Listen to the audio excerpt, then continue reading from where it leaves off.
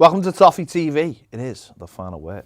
Everton 1, Manchester United 0.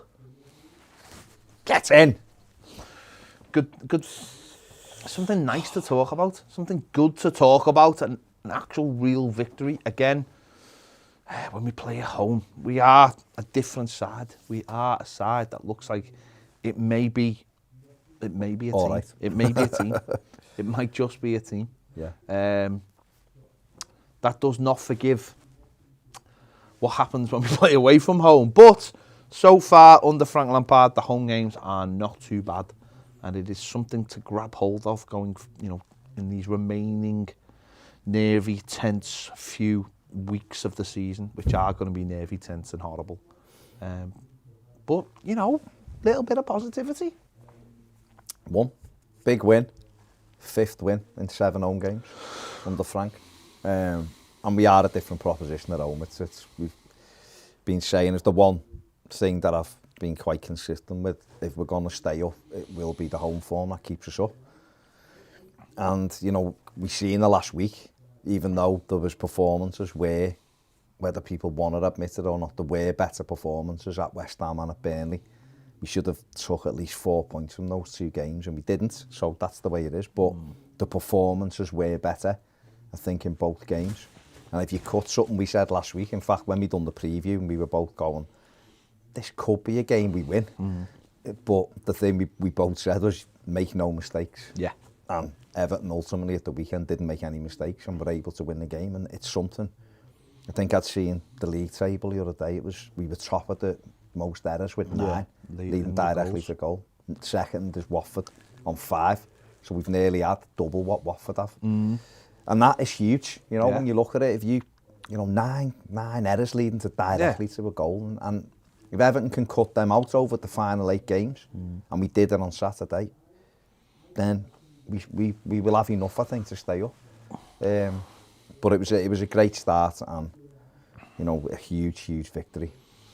Yeah, obviously changes were made to the side. Michael Keane came back in, Seamus Coleman came back in, Delph came back into the side as well. Keane as well, yeah. It was, obviously important changes. Mason Holgate going out and John Joe Kenny going out the side. And we just looked, it's not a nervy start. It was a start where you'd expect what you'd expect. Manchester United having a lot of the ball and Everton just having to defend in moments. Some big saves from Jordan Pickford. And again, it was that thing of Manchester almost not, Everton defending in the box, where I think we're hugely better when we do that. When we start defending on the halfway line, we get exposed to the pace, and that creates issues. We've seen it last week at West Ham. We've seen it in the week at Burnley when we're too high up the pitch as a defence, and you want to be there as an attacking team, but it just causes problems. And I think in this game, because the defence stayed quite, in the low block as much as it could, Manchester United run out of ideas quite quickly. Didn't really have any space to go, didn't have anywhere to play the balls. We blocked off the passing lanes, and everyone just did the job on Saturday. Everyone did the job they were assigned to do, worked harder than their counterparts, and it got us through the game. It really did. That hard work, which people can see, people can get behind, people feed off it. Other people feed off it when you're playing it. When you're seeing everybody fight and scrap and make sure they win their personal battles, everyone feeds off that, and the crowd feed off it. And I suppose that's what you get when you play at home, when you get that extra backing from the crowd, and it all played its part on Saturday. Yeah, I mean, obviously it was an early kick-off, wasn't it? And people are very worried about that. I personally love it. I like it. Get it done early. You don't have to sit around waiting all day. And the crowd weren't as loud as what they've been in other games at the very start. They were when the team come out and stuff, but then the game. But because the players working really hard, the crowd responded to that. We'd had the thing for Terry Darracott before the game and all that, and that cranked the volume up after that a little bit. But then United, I thought, started the game better than we did. We give the ball away. Michael Keane, twice early on, and one of them led to them having a really good opportunity, and Pickford made a good save, and then But after that, I thought we were okay. You know, we did, like you said then, we did need Pickford to make 2 big saves for us early on. One, both from Rashford, weren't they? A shot outside the box and the header. The header was really good. It was point blank and he got down and the Godfrey reacted brilliantly as well. And once we got through that spell, we kind of started feeling our way into the game. And the players, when you run around and you work hard as the opposition, then you give yourself a chance. And I thought what Everton did better at the weekend as well. They just didn't take any chances. Yeah. You know, because I don't think you can. Whether people think Manchester United are a good side or they're not a good side, they've got a lot of good players in that good team. individuals. You look at that, you know, Jadon Sancho, Marcus. Was he playing? But we've seen him live for Dortmund. We've seen him playing in Germany. We've seen him playing for England at times. He's really good. He's just not really firing for Manchester United. But we know the qualities there. They've got Cristiano Ronaldo up front, one of the best players ever to play the game, and still a huge threat if they give him an opportunity. Marcus Rashford, who I think's a great player. Okay, has he lost his way a little bit at Man United? Maybe they should have invested in him and just gone, you're our striker, and we'll build around. I don't know. But he's on the pitch, and they've got Bruno Fernandes, who's fantastic ability and can score as normally does score goals against Everton. So we had to be alert. What Everton did really well was just, like I said, didn't mess around, just got rid of it. And if you keep the ball away from it's stupid, it sounds the most basic thing in the world, but if you keep the ball away from your box and down the other end, chances are you're going to keep clean sheets. Especially when you're playing against a side that they'd run out of ideas after 25 minutes or so. They run, if you're asking them again and then again to keep trying to create different ways of getting past us, they had a couple of little opportunities. I think they were trying to play the 1-2 and get down the wing, get behind the full backs, and they did that. They did that a couple of times early on successfully. But I think once we'd figured that out after they didn't, do anything with it, we got hold of, like you said, not a hold of the game, just everybody got hold of foothold in the game. Everyone got hold of their individual positions, and obviously we scored the goal, and that gave everyone a boost. Because, like you said, going into the game, it was a bit funny because the preparation for the game, I think, for fans was weird because I think a lot of people were obviously still really down after Wednesday night and really unsure of what we were going to get in this game. Early kickoffs are never great. And I think the atmosphere was a little bit, it was flat, but it was almost, in a way, I almost felt like I didn't have any pressure going into the game personally. I was always worried, but I didn't really worry about this game. It was like Wednesday night was a really, really low point. And it was almost like then you were thinking, well, we know what's coming now. There's almost an acceptance. So it didn't put any expectations on the game, which was dead strange when you think of what the ramifications of if we'd lost and if Burnley had won. So there was no pressure, okay, the atmosphere wasn't cranked up. But I just thought, yeah, as the game went on, as we were more resolute in our defending, as the keeper was making saves, as you're thinking, right, we've got something to hang on to here. Of course, we didn't go behind, which was a major factor.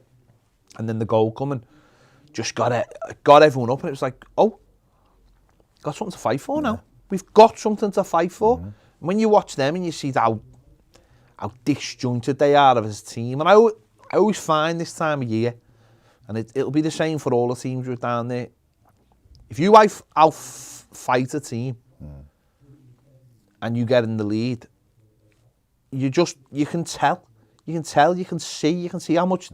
If you can get that second, of course, you're not. The other team are not gonna come back from it. They're not gonna. So getting that first goal is huge. Unfortunately for us, we get it. Obviously, a big piece of luck in it, but we got it. Yeah, I mean, it was about staying in the game in that opening 20 minutes, and we did, And you're right, they kind of, I don't want to say punched themselves out, because it wasn't like they were all over us, but they just knocked the ball around, and obviously Fred went off. Pogba come on, I was thinking, normally has a good game against us, because, I mean, talking about players with ability, that kid's got everything, and yet it looks like he cannot really be arsed. No, he can't be arsed. And yeah, he's a specimen, isn't he? He's big, his touch is excellent, he's got a great range. If you're a United fan, you'd be furious with him because he's got the lot. Yeah. He should be able to stroll through games in the Premier League. He's got everything. You see him for France at times, he just controls the game. And yet you watch him at the weekend and he's coming on and you've got Iwobi in there and Delph and you've got Allen and you're thinking, well, if Pogba clicks and Fernandes and you've got... But what Everton did really well was they just engaged them in the game. They just got on top of them. And so when we did break and we got the goal, yeah, there was a bit of... I mean, it was a ball through, first of all, wasn't it? By Gordon, yeah. And if Richarlison takes it in his stride, he's in the box and it ran across him. But he did well, he stood him up and it comes back and Iwobi. Someone asked me why Iwobi didn't get the assist, but I think someone actually flicks the ball away from Iwobi. And it comes out at the edge of the box. And I just want to put it on because what Everton, there was, sporadic attacks in the first half. But here's the golden goal, just to highlight how many players Everton did actually have in the box off this, which was key. Right, is that, look where Mykolenko did brilliantly for us, about to say that. Mykolenko does a run that we don't see enough from our fullbacks. It's a very unselfish run. What it does is it gives Richarlison a little bit of time to pick. Richarlison can give him the ball, and this is such an important run that other teams make, and we have not been doing it. Yeah. He makes that run, and Richarlison suddenly has time and space to decide what he wants to do, because the fullback doesn't know where to go. Yeah. And obviously that opens up United a little bit. But the thing about the goal was, after shot, have shots. It shows, especially with you've got Harry Maguire. It was him or Michael Keane at one end or the other who's going to make the mistake. Yeah. But after shot, Everton have packed the box. Yeah. Have it, pull the trigger, and it might happen. Now Anthony Gordon's done it twice this season. Brighton got a big deflection, he scored. We see other teams. Frank Lampard said after the game, I had my fair share of them. Have a shot and it hits someone and goes in. Well, that's what Everton needs to be doing this all the time. Yeah. Get your shots. Well, we've seen this the other night. There far too many times against Burnley in that spell when it went 2-2. Did we get the ball around the edge of the box? And people were like, pass. All it takes, if you've got a foothold in a game, this is what was running about Wednesday night, when you're on top, you're going to get the ball back. Yeah. So have a shot now and again. I'm not talking about John Joe Kenny, by the way. No, not from that range. From where he was, but our better players, people like Anthony Gordon, get the shots away. And some of them might fly over, some of them might hit someone. And what I thought was really important about this is, this week, so, it's about luck. We've had a little bit of luck this week. We got the goal against West Ham, and we got a couple of penalties against Burnley, which we don't always get.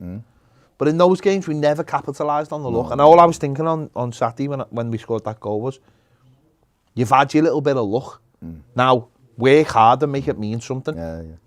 Because you can cry all you want, we never get the luck. Well, we've had big pieces of luck this week, but we haven't capitalised on them. And it was so important that, Anthony Gordon said something after the game, you get your luck when you work hard. And he's absolutely right. On Saturday, we needed that little bit, but that doesn't mean we won the game because of that bit of luck. We won the game because of the hard work.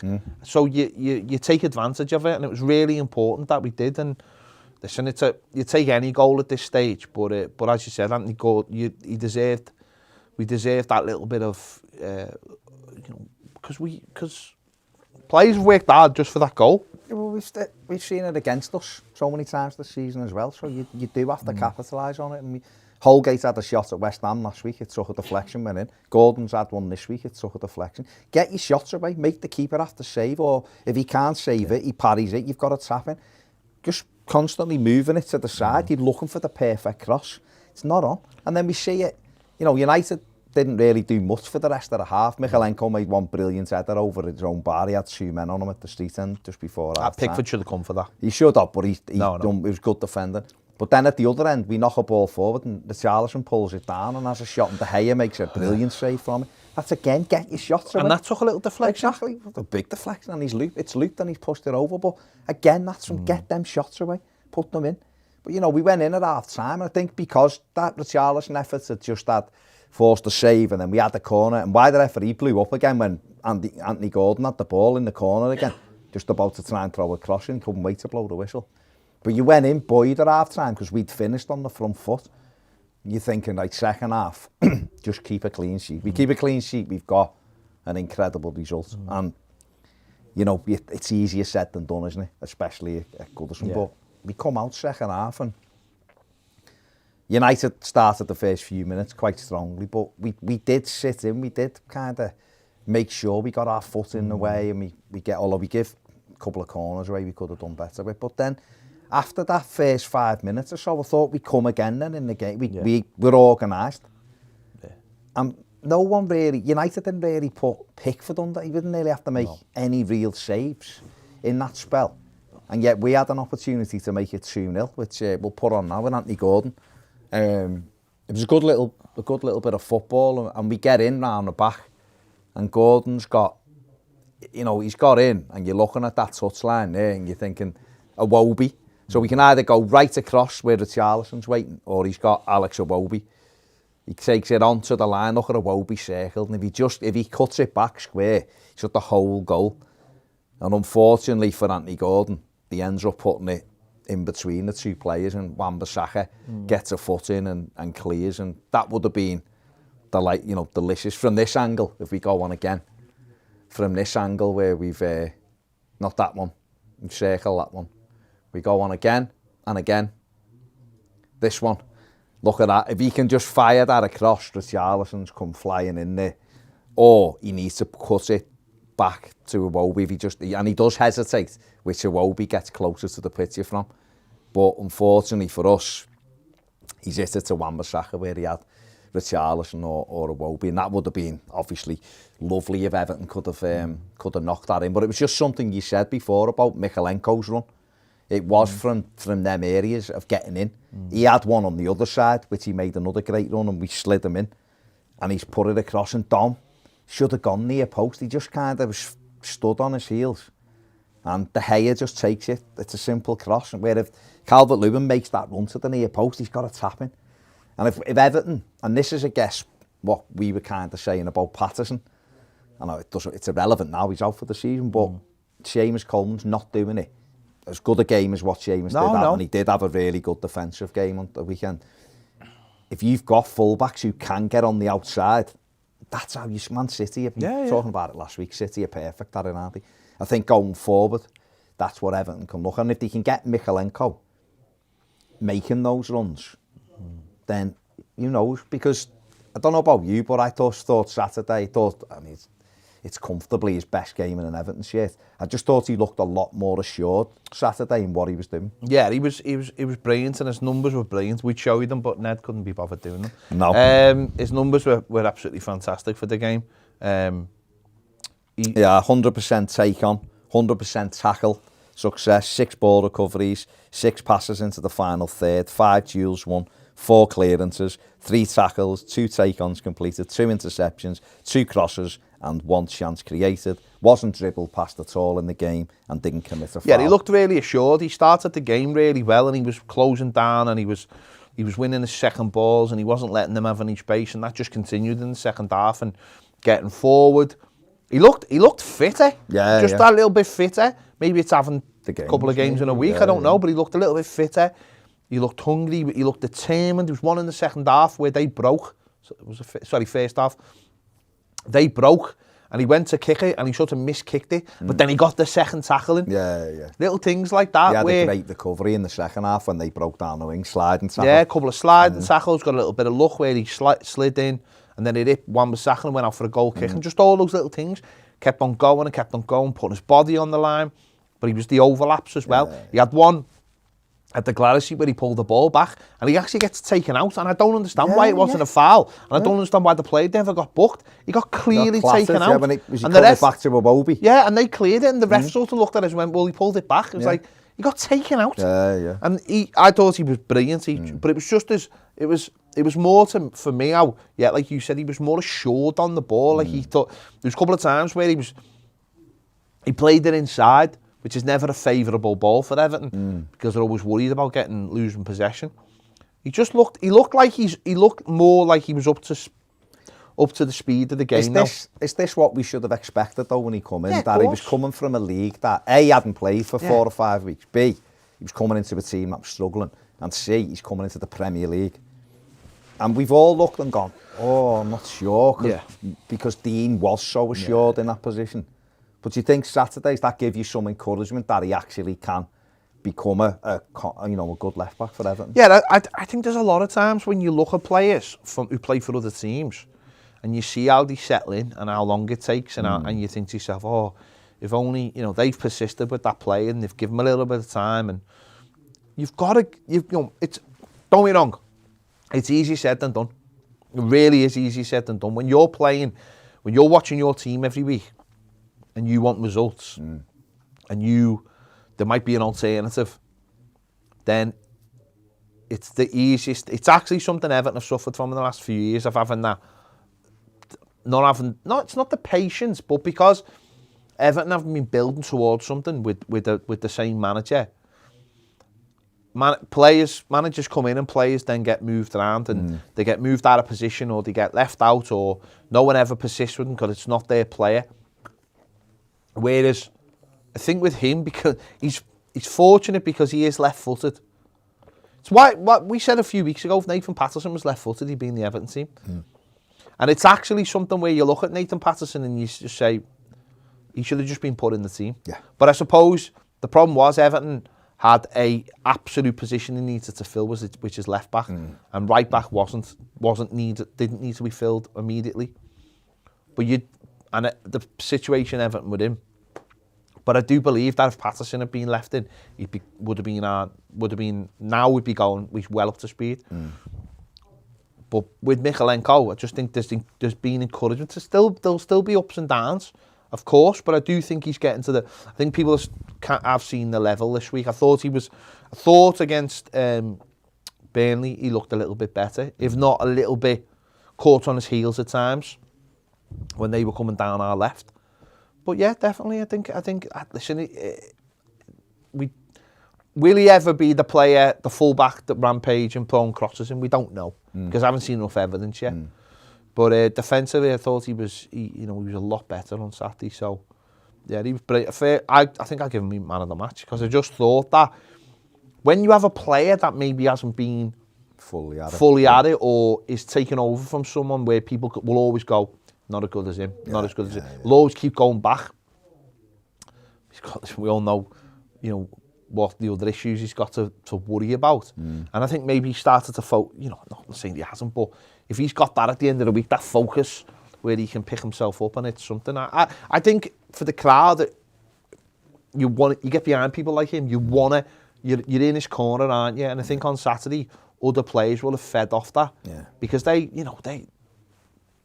love going wide, love getting the wingers on the ball, and to be fair, he didn't really give their players any joy at all. And actually, I think he Wan-Bissaka.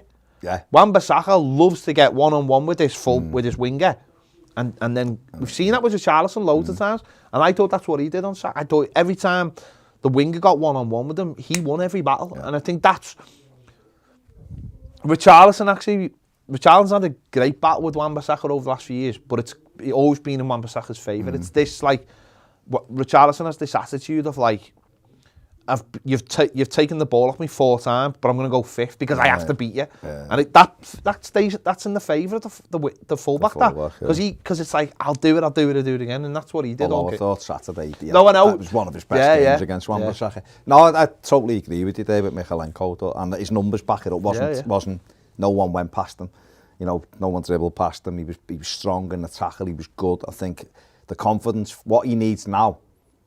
You always have that turnaround game, don't you? When I remember it with Dean and Baines. Dean got in at first, people were like, yeah, he looks all right, but he's not as good as Baines. And then he had a couple of performances where he has a couple of assists or something, and then people start believing in what he's doing. And maybe Saturday was the turnaround for a lot of people.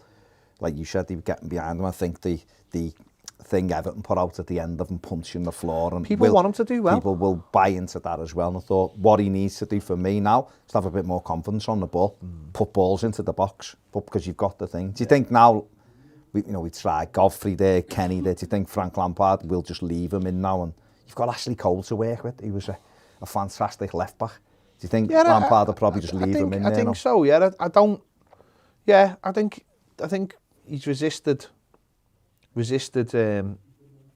changing it around, and he's So why not? Why not? He's played there the last 3 games, hasn't he? Left back, so why not? He obviously sees him every day. He obviously thinks he's getting better. It's one less thing to worry about. And a more balance as well. A more settled team is going to mean more settled results, I think.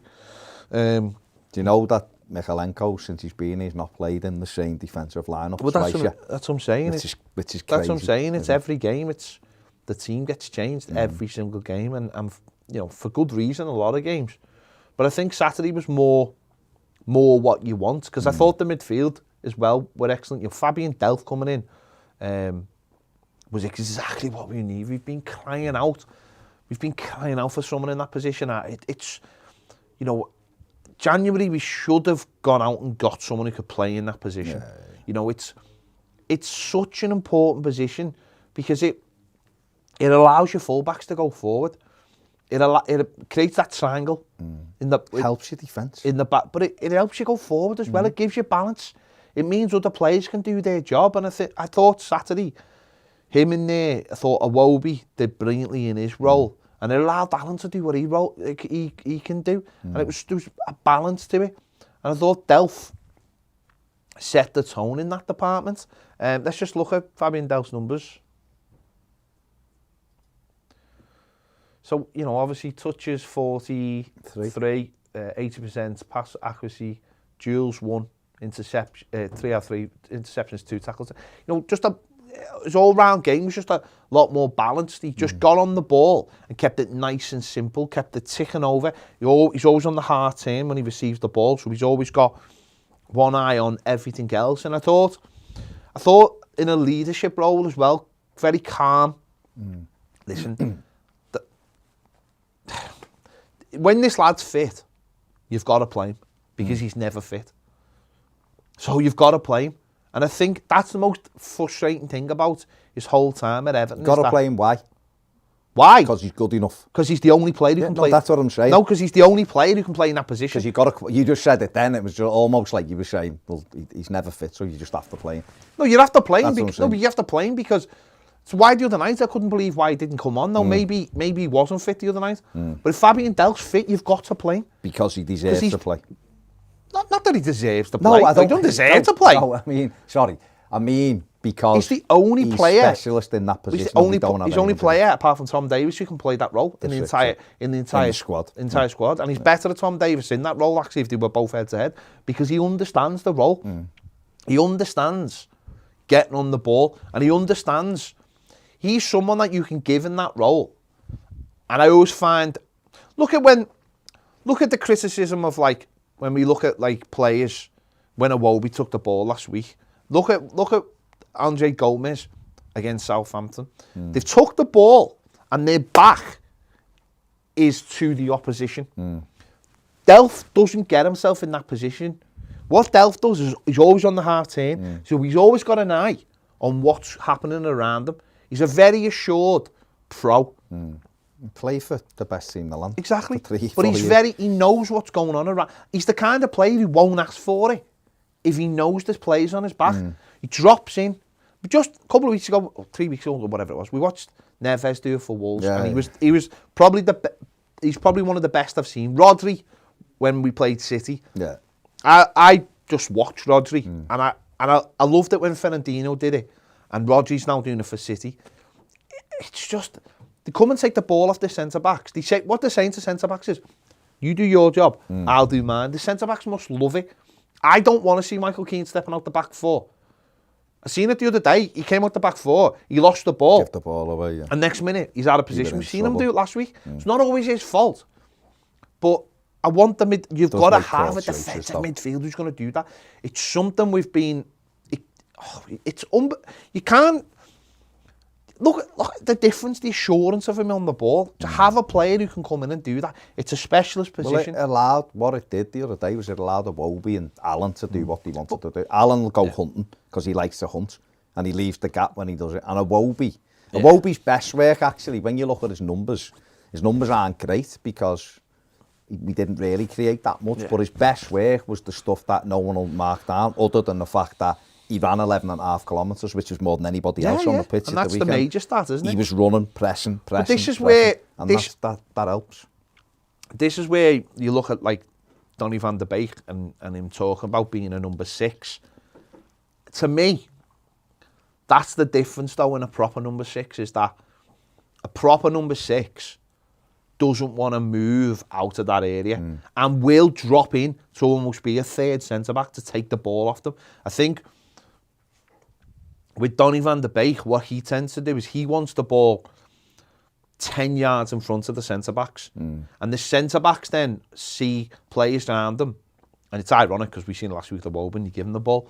And it's when you're at home, you do need someone to take the ball off the back four and drag players with them. And I think that's what, then you're pulling people out of position. And then you can move the ball quicker, then you can get, there's pockets of space then. And I just thought Delphers did that. And even though it wasn't like, he wasn't always on the ball, he wasn't throwing tackles in left, right and centre, he just done his job, and it allows the next person to do their job. And I just don't think, it blocks gaps in the midfield. Could that get the best out of Van der Beek then? If he was in with Delph? Yeah, I don't think he... No, but Van der Beek Delph thinks he's... shit, if someone thinks Van der Beek's a 6, he's not a 6. Not like Delph was a 6. No, so what I'm saying is, could he play either side of Delph then in an 8 almost? Because at Ajax, don't forget at Ajax, he was someone who broke into the box, he created chances and scored then goals. He has to play in the Iwobi position. So then you prefer Iwobi anyway, wouldn't you? I don't know, because Iwobi doesn't really score goals, and he doesn't have loads of assists. It's a low bar at the moment. I mean, it's work rate. It's a good performance, but it's still a low bar. Yeah. But that role as an Everton team, to go forward, they have to get someone in to do that It's job. got to be, the other thing as well I was going to say was, it's got to be 3 in midfield, doesn't it? We just look better when we've got 3 men in midfield. It's funny, isn't it? Because at the beginning of the game, it still looks like 2 in midfield. But I think Iwobi's work rate then made it 3. I think that's what... It was a 4-1-4-1. No, I know, but I think that's what Frank Lampard sort of been trying to strive for in the last few weeks, is of this idea that it looks like 2 on paper, but I think he's trying to get a little bit more out of it. And I think you saw that on Saturday. I think what you saw from Iwobi on Saturday, and I think that stat about 111.5k proves the point that he was part of a 3 in midfield, whereas sometimes he looks detached from it, and he's almost playing like... I think Lampard actually said that, he said, been looking at that in the 8, but we've been looking at Iwobi as a 10. 10 is the flip side, where you don't have to do as much work as everyone else. Whereas I think what the manager's probably been saying to him is, you've got to be an 8. They should be either side of each other with Delph as the but the pivot, he was the pivot, wasn't he? It's so like they create the V, don't you, in the midfield, and Iwobi and Allen were either side. You've got to get players you can trust, haven't you, to do it? But I thought we've talked about Frank Lampard's subs that haven't been great. I thought at the weekend he was absolutely on song with his subs, for the simple reason that I know a lot of people would have been calling for Anthony Gordon. Anthony Gordon, below me, after an hour, was below him, so he was gone. And I know a few people around me were saying, get him off, he's done in. My worry with that was, if he goes off, we're losing that work rate back. Defensively. And he got through it. The manager absolutely was spot on to take Dom off. Dom didn't have a good game. I know I've seen a lot of things about him. People have made comments about him. Personally, I don't think it's anything to do. I don't believe it's anything to do with Arsenal. I don't believe it's him not, putting himself out there. I just think he just hasn't got up to any kind of speed or, form, that's all. It doesn't look... Listen, I hammered him last week about the GQ stuff. I just don't think it's needed at this time of the year. I don't give a monkeys what anyone says about it's his hobby or whatever. I just don't think it's needed at this time of year. Be a professional and concentrate on what's going on. But I honestly just feel like I don't know whether he's worried about the injury, re-injuring himself or something. There's clearly something there. Because you look at his performance and you just think he doesn't... It's night and day when Richarlison goes up front, how Richarlison runs after everything and pesters and harries. And Richarlison almost looks, when he went up front, it was like, my role is to defend from the front. That's the role. Where Dom doesn't think like that. But I don't know what terms Dom's thinking, because he's not... You've got to you've got to try and win everything in the air. And to me, it didn't look like he was trying to win everything. His timing's off, his jump's off. Okay, there was a couple of... But physically, give someone an elbow in the ribs and tell them you're there. I don't think there's enough of that. And to me, it's like, it's going through the motions. Very much reminds me of in Rocky 3, when you know the beach scene. No, when he's going... when Apollo Creed's saying, just give up. That's what it reminds me of. He hasn't got the eye of the tiger, and he needs to get those socks just up going through the motions. And get a run on the beach. Because it looks like he looks defeated in a way, and it's like, what are you defeated about? I'm not, because I don't believe he doesn't go out to not try. No. I don't believe with any football. You could say Pogba for United, maybe it's the same for him. I think like with Dom. See, the thing I think he's lost over the last... And half of it might be down to Carlo Ancelotti, telling him not to do the running into channels. But I think he was at his best when he was working, the work rate, so he'd spin off into channels. And he'd always give people a tough afternoon, even if he missed sitters and we could have a go with him. He'd always give the defenders a tough time. Just right now, like you said, it's jumping's off. The amount of times he jumped and the ball hadn't even got into where he was and he was coming down trying to head it. They were just heading things away. The big thing, I look at Dom, I always think he'll overpower the centre-back. That's in my mind. And yet, right now, he's not. What I would say about him, he's been back effectively since, Boxing Day. He played Brighton, 2nd of January, right? We're in April now. And he's had a couple of little bits and pieces. He hasn't put... It's 11 games without a goal, isn't it, since he come back? Yeah.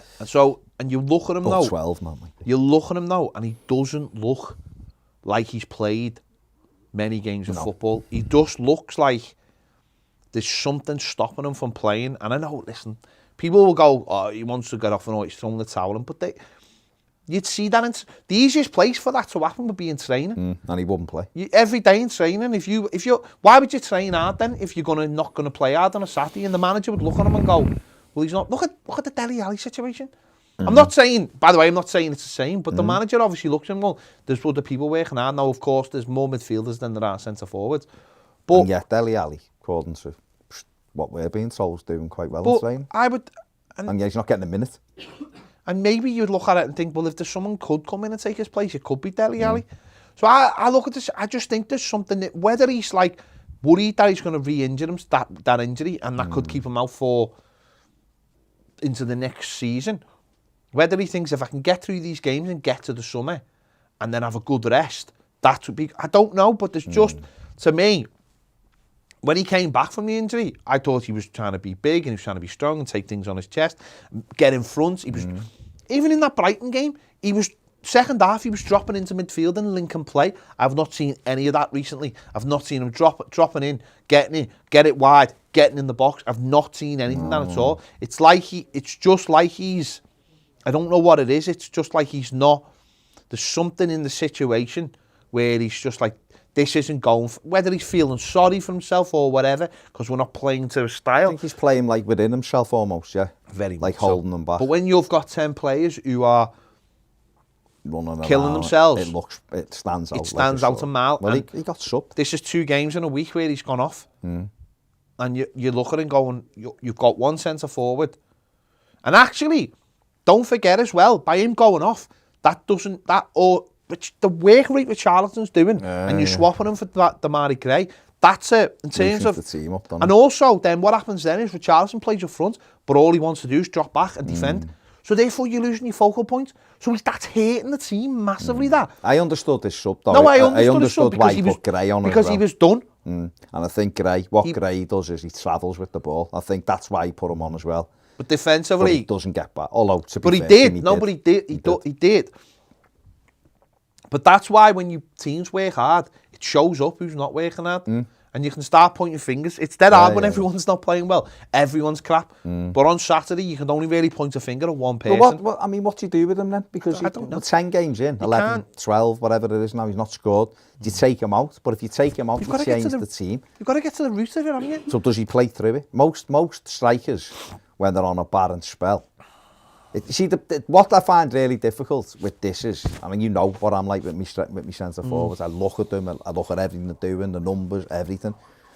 what you'd always look at as a centre forward, and when you played it yourself, at whatever level, is that you look at, are they doing the same things? Now, strikers can go on a barren spell.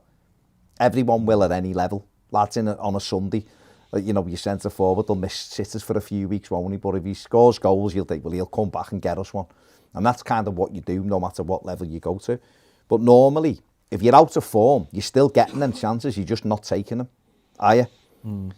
It doesn't look like that. So he's not missing opportunities. Don't get me wrong, we're not creating loads of chances for him, so it's not like he's blazing things over from a yard out and all that. The problem you've got is he doesn't look like Dominic Calvert-Lewin at the moment. It looks more like Rondon. And in that early part of the season when we were playing Rondon and he wasn't fit, that's what it looks like. It looks like he's laboured in everything we do. You've got to get to the bottom of it, because I thought the post he put out was interesting, the wording and stuff. I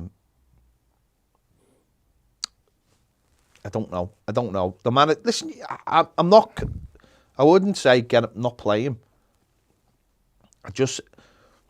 He's got to work harder. He's got to be prepared to do a lot more unselfish stuff. I think that's the most important thing. Got to be prepared to make those runs that are unselfish, and I'm not seeing that. I'm seeing a player who just basically stands next to a centre-back, and when the ball comes to him, he reacts to it. I'm not seeing it. Which Wednesday night and Saturday, Richarlison elevated himself so much. Again, where maybe he's gone, I haven't worked hard enough in that game, now I'm going to show this. Richarlison will work. And I think that's the thing of, like, it's not a cultural thing. It's often said it is. I don't know what. Richarlison and Dominic Calvert-Lewin have both had to work hard to get to where they are. Okay, Richarlison might have come from a lot more humble background, but Dom's had to work hard. And I can't. You're not telling me that this lad has suddenly decided that he's got to a point in his career where he doesn't have to work hard anymore. But that's nonsense, because all that other stuff, what he wears, what he looks like, what circles he moves in, that all's come because of football. Now, no one will care if you're not a good footballer. I don't think. No, you don't get interviews because you look good in what you wear. You get interviews because you're a professional footballer. You have the right. You earn the right to have that kind of lifestyle because of people go, good playing him. The minute people go, he's not a very good footballer, I don't care. They take the spotlight somewhere else. They go to the next one. Exactly. You have to back it up. Whose birthday today, by the way? And I don't think I just think, Dom, for me, there has to be something a little bit more deep rooted. And I think, I don't know. Listen, you've got, for me, he's got all the things now. He has to win his England space back. There's a World Cup coming. He's got to score goals to try and keep Everton in the division. Yeah. The summer, there'll be big decisions on his future, I imagine, for him and the club, if Everton have to generate money. So, I just want to see him working harder, because I just think his all-round game at the moment is garbage. And all that does is it allows people, all the naysayers, told you he was rubbish, we told you it was just a good season, we told you he shouldn't be doing this, he shouldn't be doing that, he shouldn't be wearing that, look at him, the dickhead, look at him doing this and doing that. It allows people to start pointing fingers. You're seeing all the not fit to wear the skirt and all that stuff that's going around, and all of this other stuff. And you're also allowing all those journals to go, say, I told you he was going to Arsenal, I'm not interested. That story is perpetuating, and he can't do much about that. All he can do is work harder, get on the end of things and score goals. And listen, if he wants to move to somewhere like Arsenal, then you've got to score a few goals, mate, to get the spotlight and the focus back on yourself. Well, if you want to play, when I've heard Richarlison say, I want to play in the Champions League with Everton, and then I hear Dominic Calvert-Lewin say, I want to play in the Champions League. And people can laugh at both statements. Well, I know one player at the moment who's trying his damnedest to do everything for his football club. Yeah. The other one's not. The only way you get doesn't look like the only way you want to get to the only way you get to the place you want to be Doesn't matter whether it's Europe, Remember when Richarlison came out and said, I want to get to the Champions League with Everton and I want to be playing Brazil's team. This was before he played for Brazil. Everyone laughed at him. Brazil's number 9 though. So he's doing this. Put out his thing of what he wanted to do, and he's doing it. He's doing one of them, right? So, and to him, he's like, well, I've conquered one thing. Now I want the next thing. Now that might be unachievable because one of them is something you do off your own individual back. The rest you need the team. But for Dom, if he wants to play if he wants to go to a World Cup, it's only one player who can do it, and that's on him. It doesn't matter what team he plays for, by the way. He could be playing for any country, any team in the world. Only his performances are going to get him to where he needs to be, and he's not putting them in. No. So Lampard got his subs right. The Corey come on, Delph was done, but done well to battle it. The Corey come on and got stuck in and done what he had to do. But there was still time for United to have one chance, and it was almost gone through that period where in games you're thinking we're under the cosh a little bit here, and we'd kind of rolled it out. Pogba had hit a shot with Pickford. We done brilliantly to keep hold of it. Other than that, we'd made, don't get me wrong, we'd put a couple of good blocks and Damari Gray. The one at the back post. And Mykolenko. Because he slipped, didn't he? Yeah, and got up and dived. It was a brilliant block. We had that little bit of luck, but they had time. Harry Maguire obviously went up front for the last 10 minutes for them, and they started knocking diagonal balls and just got the one with the 92nd or whatever minute it was, and a ball in front. Tellez will just have a look here, but they just wanted to circle Ronaldo because Cristiano Ronaldo is the most dangerous player on the pitch for United in that. And just look at him, he's literally on his own. Maguire's jumping, everyone's been attracted to the ball. Michael Keane is in no man's land here. He's gone for the ball. Maguire heads it. Still no one's realised that Michael Keane is on his own. And again, we need to be... Michael Keane's just not looking. The Corey now starts to run. And it's the Corey who gets closest to it in this next one. Keane, look, has just realised where he is. And Ronaldo pulls it down. And then Keane eventually gets closest to it. Gets a little nick off him. And Jordan Pickford comes up big for the save. That's mad, that isn't it, though? Because the last minute of a game, and to allow the one player who skill-wise can do that, headering, if the ball comes back and he wants to header it, you've not got a man on him. And he's not moved anywhere. No. That's the mad thing. He hasn't used There's been no clever movements. He hasn't used he's just basically gone, I'm going to stay away from all use. I know it's a diagonal and I know it's coming back. And they've all been sucked into the diagonal to win that first, and no one's thought, I'm going to stay on him. And to be fair, in the game, I didn't realise how good a save that was. Well, the flex as well. No, I didn't. To be fair, I didn't even see it as a save. I felt like it just felt like sometimes you can see from that still from before when I'm looking from the Gladys Street. There's people in the way, and I didn't realise how good a save it was. And also, it's like just like it got blocked, and also he's had to move his hands from the side and get it up, and a deflection. And I know Ronaldo's cried for that handball. But it's a magnificent save, and it just capped off a brilliant performance from Jordan Pickford again. Again, we've had a lot of people recently talking him down, saying he's the problem, saying we needed to drop him and all this. Again, people who haven't got it clearly don't watch Everton and don't understand the fundamentals. I think the other day at Burnley was at fault for the first goal. I think you're being massively harsh though. No, I'm not. I don't think he was at fault for that goal. I really don't. I've said this to you before. I've never seen a goalkeeper end up outside of his post as much as Jordan Pickford. And the other day it was embarrassing goalkeeping. It really was. I don't think it was that. I think you'd find very few people who would agree with you on that though. That's fine, because anyone who watches this knows I've defended him for so long, but I will call him when he deserves to be called. If a player's at the back post and he's unmarked so much to a point where he can volley it in, I don't think you can put that on the goalkeeper. I think he just stays where he is and he catches it. But he come back Saturday and he was magnificent on Saturday. There he was. And that save, like you said, deflected in injury time. I was fine. And I just held my breath because I seen it going to him on his own. And as he hit it at the goal, lucky for you, you were down the other end, so thought it was a block. I had the moment where I knew it was a free shot at the goal, but he's made a big save. And then he comes and Michael Keane tells him to dive on it. Well, let's just have a little look at his numbers from the game. So 3 saves from in the box, 2 punches, 1 high claim, 1 key pass. That'd be the one to Richarlison, won't it? Yeah, listen, I think he's a very calm and very, very calm. And I was listening to little snippet of Ben Foster's podcast. He was with Kasper Schmeichel.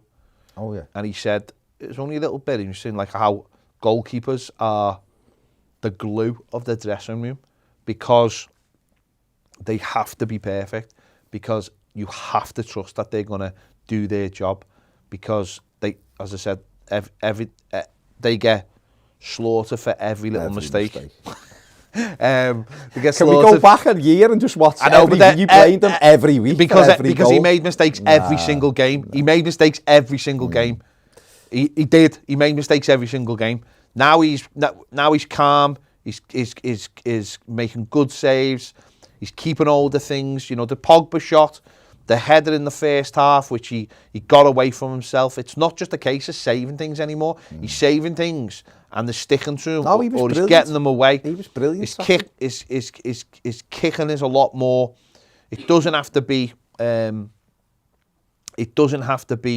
You know, passes to feet all the time or making things happen like he does for England. His passes are getting where they need to be.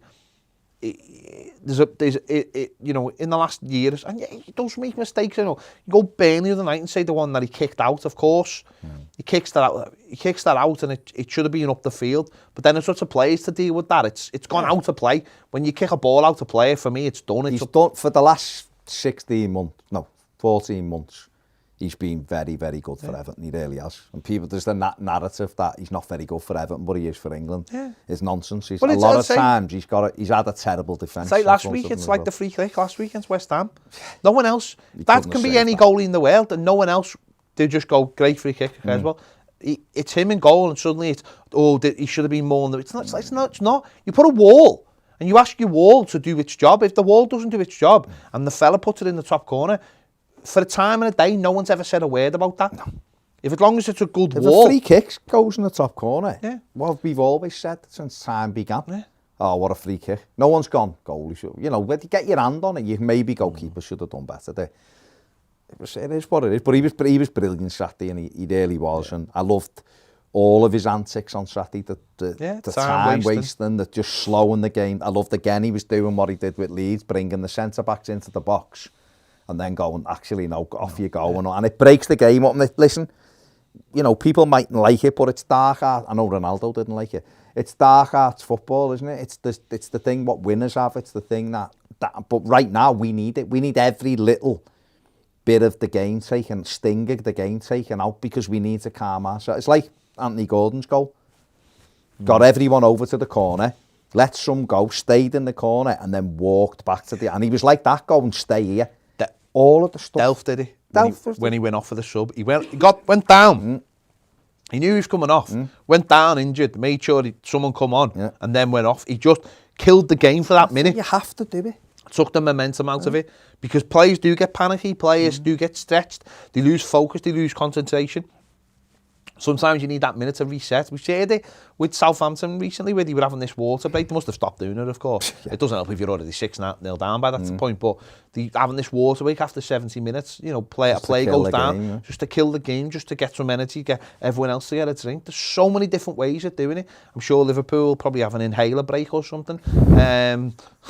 At some point in the game, I imagine. Well, they're all registered asthmatics, aren't they? I mean, no, but that's the thing. You need to, if you can break a game up, you need to calm yourself. If Mason Holgate at Newcastle smashes a ball into the stand and Everton just take 30 seconds, we mightn't give it away. If it's different, Everton have done it so many times. Just calm the whole thing down. Start being clever about what you do. We see the best teams in the world do it.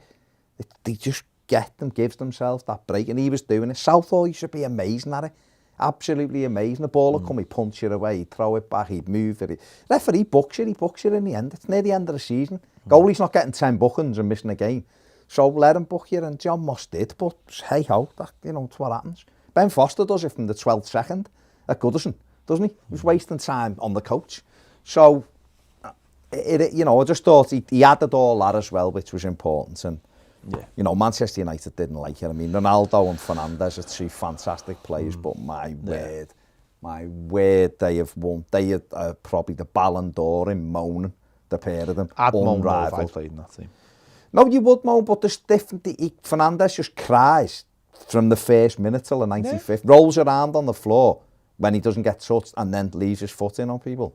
For such a fabulous footballer, he just needs to chill. He's a great player.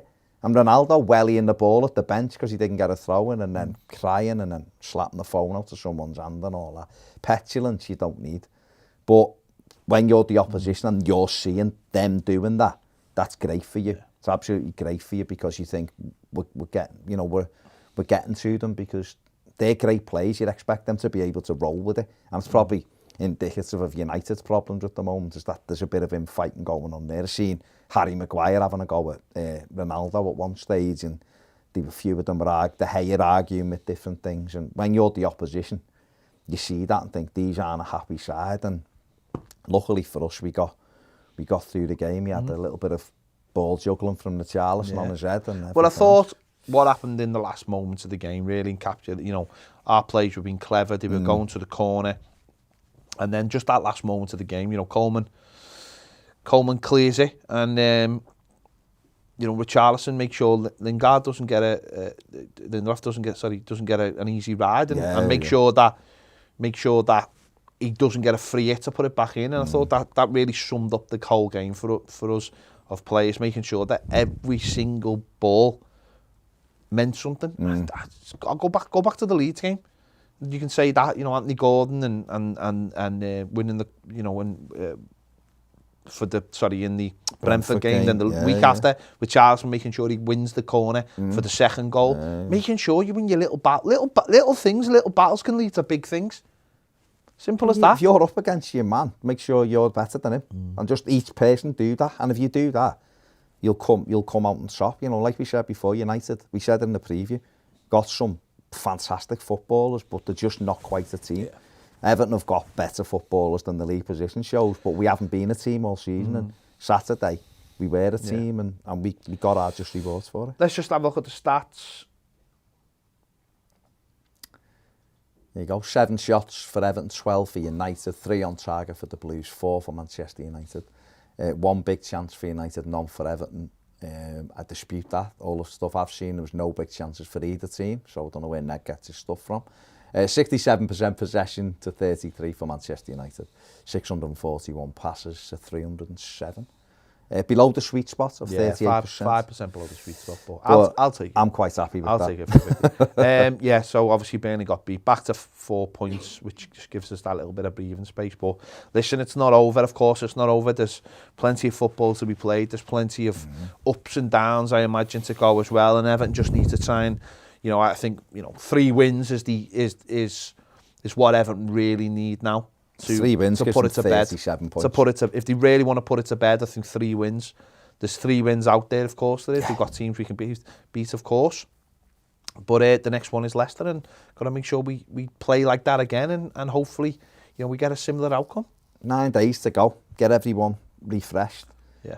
Hope Leicester do well in the next 2 games. And then we've got to go out and be the same. The crowd, it's under the lights. I'm sure the crowd will be magnificent like they have been. Players, if the players work hard and run the bollocks off, then they'll get a favourable result. Hopefully. There you go. 3 points, and we move on to the next one. I still think United might get in the top 4. No, they won't. I don't think they will. I don't think they will. Sweet. I don't really care. There you go. We're live currently on Patreon. We'll be staying on Patreon as well. So if you want to join us over on Patreon, make sure you click the link in the description. There's also a QR code on the screen. Scan it, and it'll take you over to Patreon to join us for the live shows. We do them every single day. There you go. Give this video a like. Subscribe if you haven't already, and thanks for watching. See you later.